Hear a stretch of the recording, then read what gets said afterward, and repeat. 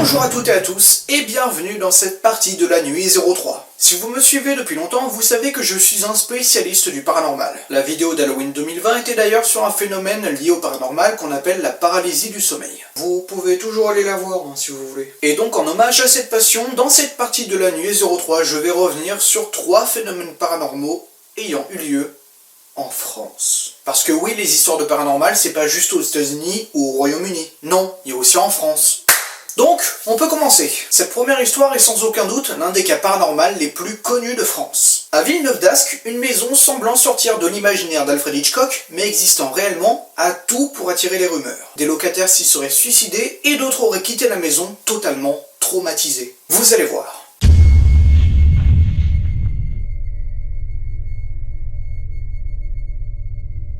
Dans la ville de Villeneuve d'Ascq, dans le nord de la France, s'implante une mystérieuse bâtisse construite en 1939 et qui a fait couler des kilos d'encre dans les journaux locaux. Elle est considérée comme hantée. On raconte qu'il y a presque 20 ans, un enfant en bas âge y serait retrouvé mort de raisons inconnues. Depuis ce décès, des phénomènes effrayants s'y seraient produits. Des locataires, effrayés par des bruits d'escalier qui grincent et des rires d'enfants, auraient quitté la maison précipitamment. Certains habitants s'y seraient même donné la mort par pendaison. Plusieurs habitants de la ville témoigneront sur cette maison. Ah oui, il y a des gens qui ont rapporté des choses étranges, oui, sur cette maison, oui. J'ai un collègue même qui s'était installé juste derrière la maison, qui vendait du bois, qui était bûcheron, et il lui arrivait des drôles de trucs. Son bazar, ça a tenu 1 an. Et lui est arrivé des trucs vraiment bizarres. Chaque fois que cette maison a été rachetée, il y a eu des travaux de fait, et par exemple, il y a eu des choses bizarres, comme les ouvriers revenaient le lendemain, la maçonnerie était tombée, enfin, ça n'allait jamais, et tous les propriétaires, donc il y en a eu 3 ou 4, je pense, sont tous morts de morts mystérieuses, si vous voulez, sans explication, et ils sont tous morts dans cette maison. La mairie n'a malheureusement jamais pu donner d'explication sur ces phénomènes. En 2006, la maison surnommée la maison de Hem a été rachetée par l'église évangélique, où a officié le pasteur Emmanuel Kamonji. Il affirme que ce serait dans cette maison que seraient mortes plusieurs personnes, dont l'enfant. D'autres habitants du quartier témoigneront également sur cette maison. J'étais en contact avec un pompier, il m'a dit, moi je ne viendrai pas ici, il avait peur, parce que d'un pompier, les pompiers doivent avoir peur de rien du tout, mais c'est parce qu'il y a une superstition qui est derrière tout ça, quoi. Dès qu'il y a un accident, la semaine dernière il y a eu du gel, le seul endroit où il y a eu un accident, c'était devant la maison, par exemple, vous voyez, juste dans le virage, là, alors est-ce que c'est une coïncidence, parce que là, comme le virage est un peu relevé et que le vent passe et que le gel doit me tenir là, toujours est-il qu'il y a eu encore un gros carton avec un camion qui a fini dans la façade de la maison. Légende urbaine pour certains, coup monté pour d'autres. Cette maison bénie alimente toujours autant les conversations de la région. Jusqu'à un cambriolage maquillé en incendie en 2014, qui poussera la ville à sa destruction l'année suivante. Le directeur de l'agence chargé de la démolition témoignera : « J'ai grandi avec la rumeur qui voulait que la maison était impossible à démolir car les pelleteuses tombaient en panne ou se cassaient. Je suis moi-même fils de démolisseur. Cette maison, c'était un défi pour moi depuis tout petit. » La deuxième histoire est également l'un des cas de paranormal les plus connus de France. Au cœur de la Picardie se cache une ville du nom de Saint-Quentin où en septembre 1986, des mystérieux événements s'y écouleront, donnant naissance à la célèbre histoire de la maison qui saigne. En effet, dans la maison d'un jeune couple, des traces de sang d'origine inconnue se mettent à apparaître sur les murs, sans explication. Vous allez voir, c'est extrêmement effrayant.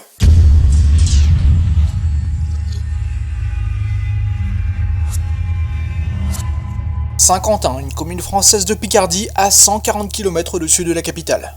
Connue pour son grand patrimoine et sa longue histoire, la ville va connaître la naissance d'un des phénomènes paranormaux les plus terrifiants que la France ait connus. En septembre 1986, un jeune couple, Jean-Marc et Lucie Bellemare, s'installe dans le village et y vit heureux. Jean-Marc est routier, son travail le pousse à se lever tôt le matin, laissant Lucie seule à la maison. Lucie, elle, est femme au foyer. Un matin, alors qu'elle prend le petit déjeuner, elle aperçoit d'étranges traces rouges sur la table. D'une habitude soigneuse, Lucie était sûre d'avoir nettoyé. Elle pense alors que Jean-Marc a renversé quelque chose sans avoir eu le temps de nettoyer. Elle monte alors s'habiller et aperçoit sur ses vêtements les mêmes taches rouges qu'en bas. Et cela ressemble à des traces de sang. Il y en a même sur les draps. Lucie les a toutes effacées et commence alors à entendre des bruits étranges. Elle commence à avoir du mal à trouver le sommeil. Une nuit, alors qu'ils dorment, ils entendent un énorme bruit à la cuisine. Vaisselle cassée, meubles tirés, portes claquées. Dès qu'ils descendaient, tout s'arrêtait. Et cela recommençait dès leur retour dans la chambre.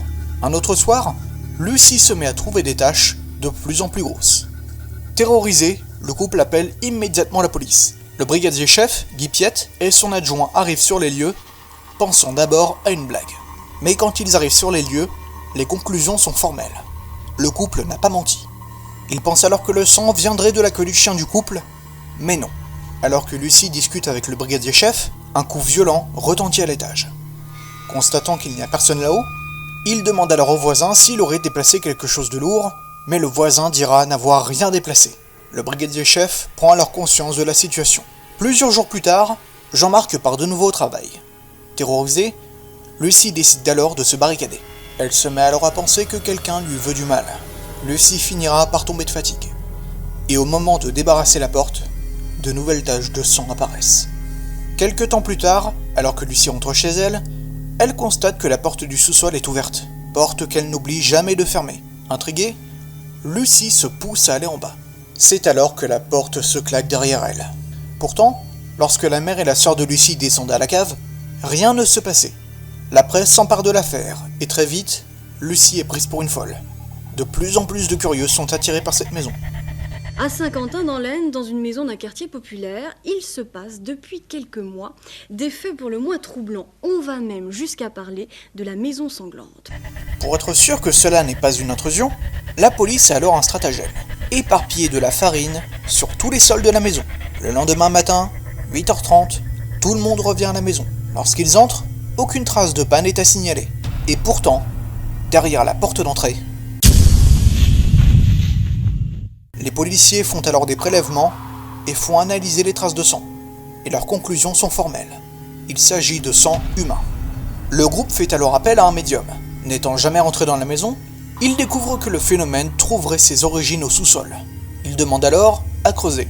Il pense alors trouver des os, voire même un squelette. Mais les fouilles ne mènent à rien. Après 3 semaines de cauchemar, Jean-Marc et Lucie Bellemare décident de quitter la maison. Cette dernière sera inhabitée de 2009 à 2013. Elle finira par être démolie et des restes de corps de soldats allemands auraient été retrouvés. Encore aujourd'hui, des dizaines de curieux se déplacent du bout de la France pour connaître l'histoire de ce que beaucoup appellent la maison qui saigne. Et pour finir, la troisième histoire est évidemment la plus terrifiante. Une maison d'apparence normale cache un passé tragique et effrayant. Tellement effrayant que l'habitante de l'époque, une jeune mère nommée Isabelle, va vivre un véritable cauchemar réel pendant presque 1 an avant de découvrir le passé tragique de cette maison. Je vous aurais prévenu, écartez les enfants. Et là je déconne pas.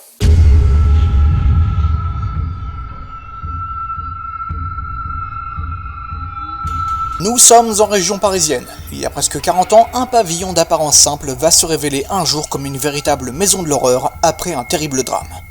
Au moment où va s'y installer une certaine Isabelle Kallenborn. Quand elle s'installe à Montrouge, elle a la vingtaine d'années et elle vient de devenir mère. Elle et son enfant ont passé quelques nuits dans cette maison qu'Isabelle jugeait tranquille. Très vite, elle finira par entendre des bruits de chaises qui sont traînées dans la cuisine.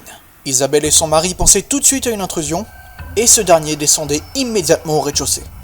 Quand ils arrivaient à la cuisine, les chaises étaient traînées et collées à la porte de la cuisine avec les marques de rayures au sol. Ils eurent par la suite des impressions d'odeur d'essence et de gaz. Les pompiers et les gaziers intervenus sentaient, mais les appareils de détection, eux, n'affichaient rien. Ces événements ont eu de mauvaises conséquences sur l'enfant du couple. Il n'arrivait plus à dormir dans sa chambre. Malgré le chauffage, la chambre restait extrêmement froide, ce qui fait que l'enfant était frigorifié toutes les nuits.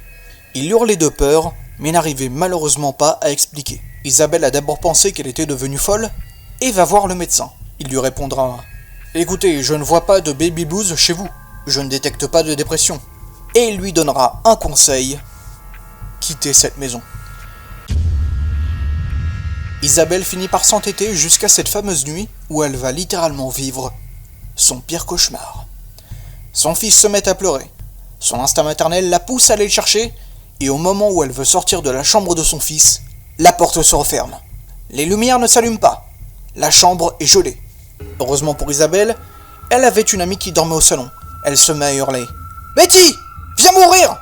Elle a 20 ans, elle est tétanisée, et elle est au bord des larmes.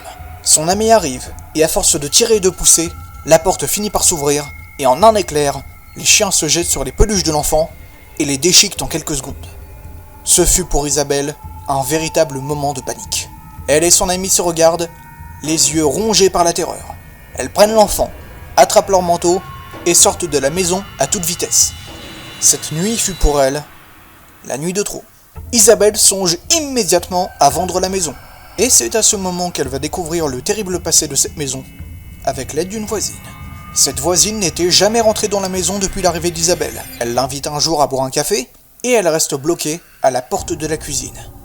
Elle lui dit: « Tu n'as pas changé la cuisine ?» Elle lui répond non, car elle lui a été donnée à son arrivée. Sa voisine décide alors de lui révéler l'atroce passé de cette maison. Un jour de réveillon de Noël, une mère était à la cuisine et il y avait ses 2 enfants, un garçon et une fille, âgés entre 4 et 6 ans. Ils étaient en train de jouer alors que le téléphone sonnait. La mère doit alors se rendre à l'étage. Au moment où la mère redescend, la fille est retrouvée dans le four. Personne ne sait si son frère l'a enfermée ou si elle s'est enfermée toute seule. Il faut remettre les choses dans leur contexte. Les protections de l'époque n'étaient pas aussi avancées qu'aujourd'hui. La mère retrouvera donc l'enfant, étouffé et brûlé. La maison devait être de nouveau habitée par la petite fille, et ils ont immédiatement décidé de retirer le four. Après avoir retiré le four, les événements se seront vite apaisés. Les propriétaires actuels n'ont, eux, jamais rien signalé, mais le pavillon garde encore enfoui une part de mystère.